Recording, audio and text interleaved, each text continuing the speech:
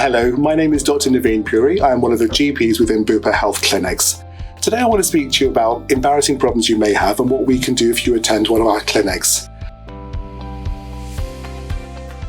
I want you to know that many people feel embarrassed or concerned about speaking about certain things with their doctors, but I'm here to reassure you that these are the kind of things that we deal with every single day. For me, looking at someone's bottom or their breasts or their genitalia is no different to looking at their nose or their elbow.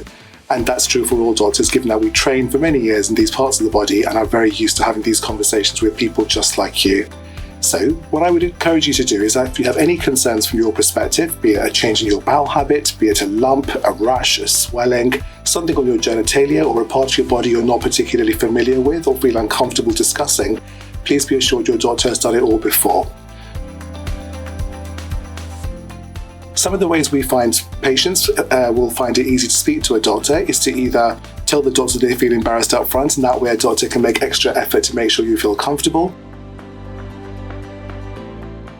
Some patients come to us with pieces of paper and will write the problem down and hand it to us, and that way we can help you with whatever's going on for you as well.